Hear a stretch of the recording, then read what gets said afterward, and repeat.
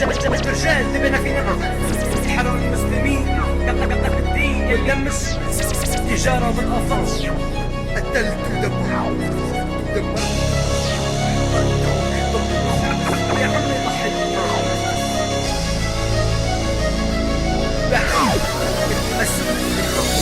معنى كلمة سوري غصب عنك رح بتشرفك لما تغلط على السوري بالغرب اكيد رح بنعلمك لما علموك جدادك النخوة والاصالة جاي تتكبر على السوري يلي علمك الشهامة لنرجع نوحد صفنا مالنا من التشتت انقسام بالصفوف صار في اسم تفتت يلي حروا المسلمين يلي كفروا باسم الدين يلي زلوا المغتربين يلي عاشوا مظلومين يلي شوه ديني بحجة خمة الانقلاب يلي حلل ذبح المسلم اخلف بأمر الكتاب هي حالة السوري من دون اي عتاب يلا يا سوري صحصح اجا امر الانسحاب انسحاب من الغرب على حضن الوطن نخلي اسرائيل تحت الرجل تندفن تنعدم لن تسلم حتى سوريا سلام حتى نرجع بايدينا يلي راح وانهدم نعيش رجال ونموت رجال دبنا فينا نفس والشعب السوري عم يضحي لاخر نفس والدم السوري صار للتجارة بالقفص ويا حيف على العرب يلي ما سمعوا الحدث لنعيش رجال نموت رجال دبنا فينا نفس والشعب السوري عم يضحي لاخر نفس والدم السوري صار للتجارة بالقفص لحيف العرب يلي ما سمعوا الحدث قتلت وذبحت وفجرت ودمرت وقصفت وحرقت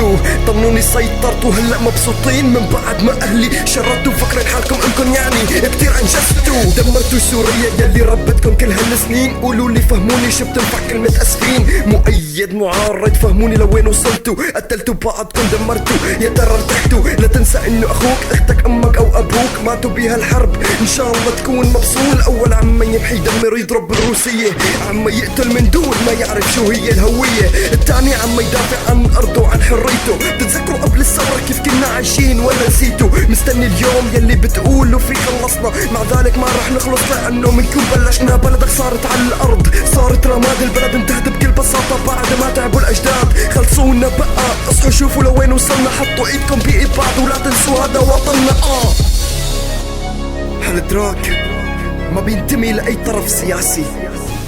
بيحكي عن السوري يلي حامل سلاح بوش أخو السوري ليش ما نتوحد نكون ايد وحدة سواء على مايك وعلى الأرض واقع ليش يا أخواتي يلا يا زياد نعيش رجال ونموت رجال دبنا فينا نفس والشعب السوري عم يضحي لاخر نفس والدم السوري صار للتجارة بالقفص ويا حيف على العرب يلي ما سمعوا الحدث لنعيش رجال نموت رجال دبنا فينا نفس والشعب السوري عم يضحي لاخر نفس والدم السوري صار للتجارة بالقفص لحيف العرب يلي ما سمعوا الحدث